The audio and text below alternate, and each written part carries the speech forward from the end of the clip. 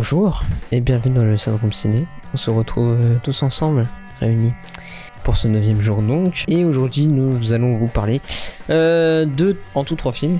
Et en commençant d'abord par un film d'animation. Donc un long métrage d'animation réalisé par Jim Capabianco et co-réalisé par Pierre-Luc Grangeon. Et Léo, donc comme se nomme ce long métrage, nous retrace les dernières années de la vie de Leonardo da Vinci, qui a passé les dernières années de sa vie en France, au Clos Lucé, voilà. Et donc, qu'avez-vous pensé de ce long métrage d'animation? On commence par Olivier, qui est le maître du syndrome ciné en la matière. Mais du coup, Léo, c'est un sympathique film d'animation assez enfantin qui, donc ouais, il nous raconte les dernières années de Léonardo de Vinci de façon assez romancée. Il va passer sous silence quelques aspects de sa personne, de son histoire, nous faire passer certains personnages historiques pour des bons gars, alors que bon, après c'est un film pour enfants, c'est un peu attendu, un peu normal. C'est un film qui est réalisé à la fois en stop motion avec des figurines, j'ai l'impression en résine pour le coup, et qui est également réalisé en animation plus traditionnelle avec des dessins un peu crayonnés en 2D. Et c'est sympathique, mais un peu dommage sur plusieurs points, je trouve. Déjà, le film comporte des chansons, et les chansons dans les films pour enfants, je peux trouver ça très bien, comme en fait le truc c'est surtout que je vois pas spécialement à quoi elles servent. Je pense qu'on peut réécrire l'entièreté du film sans les chansons, et elles apportent rien en soi. Normalement quand on fait une chanson dans un film, c'est vraiment pour avoir des envolées de mise en scène, pour se permettre quelque chose et pour faire passer plus facilement son histoire et pour garder le spectateur dans le film.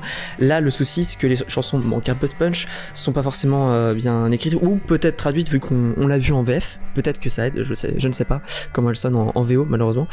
Quand je dis aussi que ça manque de rythme, je pense que je fais également référence à la mise en scène qui utilise beaucoup de plans fixes, parce que le film se pose une question d'entrée de jeu, c'est est-ce que j'essaie de me perdre des trucs en termes de mise en scène et je sacrifie une partie d'animation ou de la technique, ou est-ce que j'essaie d'être propre techniquement et avoir une mise en scène un petit peu plus classique à base de beaucoup de plans fixes. Mais du coup le film fait le choix de la technique, et c'est pour ça qu'il y a beaucoup de plans fixes, peu d'envolées de mise en scène malheureusement. Et aussi je trouve la DA un peu faiblarde, c'est-à-dire que les décors sont très épurés, très vides, et autant il y en a certains où je peux comprendre et ça peut passer, autant il y en a d'autres où vraiment j'ai l'impression que c'est juste un manque de budget et qu'ils n'avaient pas les moyens de se faire par exemple de faire des figurines, ou surtout animer des figurines en arrière-plan, parce que c'est quelque chose qui permet d'avoir vraiment une image qui vit. Mais ça coûte une blinde, et surtout ça prend un fou, surtout pour peu que vous plantiez lors de l'animation du personnage en arrière-plan, ça peut vous niquer une séquence entière, donc voilà, c'est dommage. Mais sinon non, le film je trouve reste sympathique, et arrive à raconter son histoire de manière un peu mignonne, même si voilà, techniquement c'est pas ce qu'il y a de mieux, même s'il y a des petits soucis de mise en scène, et même si la résolution du film sur qu'est-ce que l'âme, parce que oui, la quête de Léonard ça va être trouver l'âme, sa signification, etc. Même si sa résolution est un peu simple, et aussi du coup au moment où elle arrive, ça arrive comme une sorte de climax émotionnel, et je trouve qu'après le film devient un peu long, et étant donné que Léonard a eu en quelque sorte sa conclusion, et que l'apothéose finale manque un peu de force malheureusement. Voilà. Je vais être très bref. Je suis d'accord sur le fait qu'il y ait beaucoup trop de musique. Je trouve en fait qu'elle rend le film encore plus enfantin qu'il l'est déjà. Elle gâche les émotions qu'on pourrait ressentir pendant le film. Par exemple, il y a une scène vers la fin où Leonardo est dans son lit malade. Enfin, il est en burn-out en gros. Leonardo est en burn-out, et donc il est malade dans son lit. Et il regarde son œuvre ultime, Mona Lisa. Et là, on nous glisse une petite musique. Et là, on se dit ça, c'est en trop juste lui qui regarde Mona Lisa, ça suffirait largement. Donc voilà, il y a juste cet aspect là qui m'a un peu saoulé, c'est tout. Sinon le film est très ludique pour les enfants, c'est bien, et il ouvre à la curiosité, ce qui est pas mauvais en soi. Pour ça c'est bien. Oui, j'essaierai d'être bref aussi, bien que j'en sois incapable. Il y a un film d'ailleurs qu'on est allé voir un peu par dépit, parce qu'on n'a pas on a eu pas mal de déconvenus nous sur ce qu'on voulait voir hier et ce qu'on a effectivement pu voir. On devait voir Assaut d'Aïkan Yerzanov. Donc on partait sur un espèce de thriller très épuré dans une toundra du Kazakhstan, et on arrive sur une petite fantaisie mignonnette, un peu simpliste, mais qui a effectivement la lourdeur de chansons qui ne fonctionnent pas, et donc ou qui sont tout simplement mal interprétées. Je sais pas trop, mais quelque chose un peu de tout ça. Et donc il reste deux trois choses un peu intéressantes dans le film. Il reste des petites tournures, des choses qui le font il peut être un peu amusant. Parfois il est un peu intelligent en termes de DA ou de mise en scène. Il a des petites choses d'animation qui sont intéressantes. Je trouve assez malin, même ça a commencé par me faire rire, mais je trouve assez malin finalement la façon dont ils ont eu pour continuer à faire un film pour enfants tout en racontant que Léonard dissèque des cadavres dans sa cave. Donc il y a pas mal de choses comme ça qui font que le film peut recevoir notre sympathie. Voilà. Non mais voilà, Léo, pourquoi pas. Ensuite, nous sommes séparés et nous avons laissé Thomas seul aller voir The Painted Bird de Václav Marol, un film de guerre sombre et lugubre de 2h49 devant lequel Olivier et moi nous avons give up, enfin nous ne sommes pas allés le voir parce que nous sommes sortis trop fatigués. Alors The Painted Bird, moi je l'attendais beaucoup, je trouvais ça assez mystérieux et puis c'est complètement ma cam, un film long, minimal, un peu triste, désespérant, avec des ruines et la mort qui règne. Finalement c'est un film qui effectivement a des choses que... Enfin j'ai eu un peu ce que je voulais. En même temps c'est un film assez particulier. Dans son découpage aussi, c'est un film qui va assez vite. Plus vite que je le pensais, qui a beaucoup plus de plans que je l'imaginais. Parce qu'il fait pas mal d'ellipses. C'est aussi un film qui a une narration épisodique assez particulière. Il y a des chapitres qui segmentent le récit. Puisqu'en gros, très rapidement, on est à la fin de la Seconde Guerre mondiale dans une campagne de Tchécoslovaquie. Et donc il y a un gamin qui est un espèce d'orphelin. Il vit avec une vieille tante ou sa grand-mère, on sait pas trop. Et puis la vie c'est de la merde, l'humanité aussi, et il y a plein de choses qui feront qu'il sera brinque-ballé de souffrance en souffrance, d'étranger en étranger qui seront pas toujours très sympas avec lui, et donc il va vivre toutes sortes d'expériences terribles pour espérer un jour aller mieux. J'ai beaucoup aimé le film, même si c'est un film qui produit, qui tord les tripes vraiment, qui procure des émotions assez éprouvantes parfois. Mais c'est un noir et blanc absolument magnifique. Donc c'est le plus gros budget ever du cinéma tchèque. C'est un événement pour toute l'industrie du pays pendant plusieurs années. Donc c'est vraiment un gros film qui a beaucoup de décors et qui est d'ailleurs financé en faisant venir des acteurs un peu connus à l'international dedans.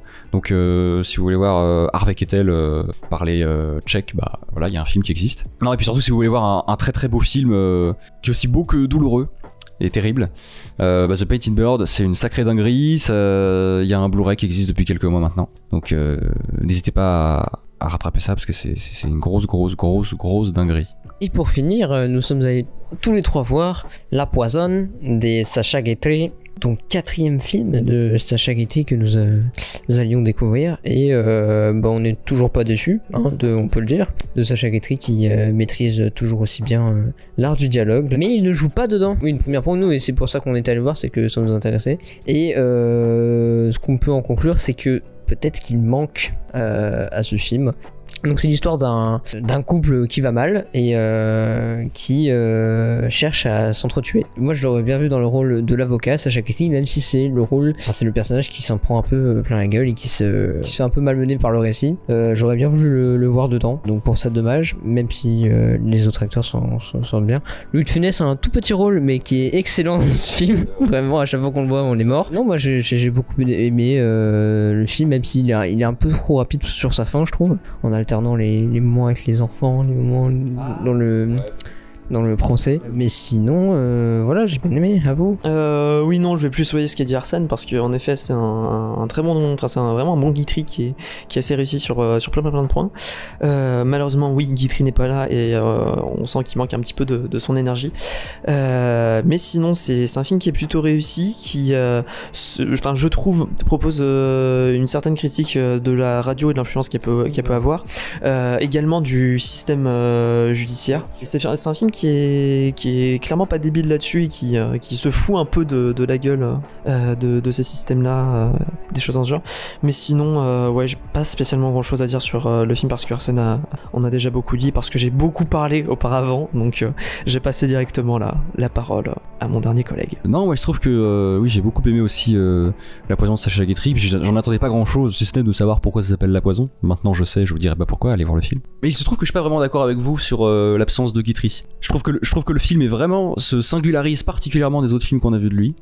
et je suis ravi qu'il n'y soit pas. Je trouve que le comédien qui joue l'avocat joue très bien ce qu'il a à faire, et j'aurais limite peut-être que Guitry aurait monopolisé trop la présence, on l'aurait trop vu, il aurait été trop bon, il aurait été trop brillant au sens de lumineux, on l'aurait trop regardé. L'avocat fonctionne parce qu'il y a Michel Simon qui est un drôle de type dans la pièce. Et du coup, je trouve que le film, je le trouve vraiment singulier, parce qu'effectivement ce sens du dialogue, cet humour malin est cette fois utilisé pour produire du discours, pour produire une critique, pour produire des émotions particulières, parce qu'on rit, on finit par rire.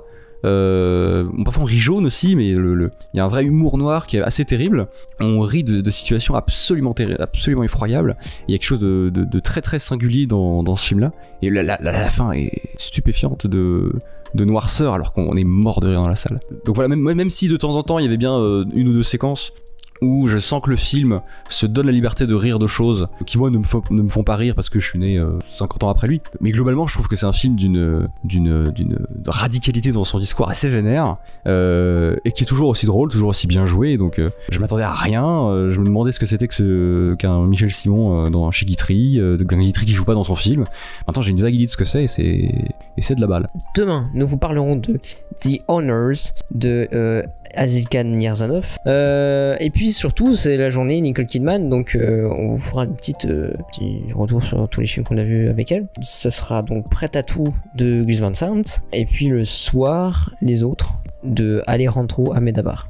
Mais enfin bref, merci de partager la vidéo, de liker, de mettre un commentaire si jamais vous n'êtes pas d'accord, ou si vous êtes d'accord, peu importe, de nous suivre sur les réseaux, et puis d'ici là, à demain. Merci, abonnez-vous, au revoir.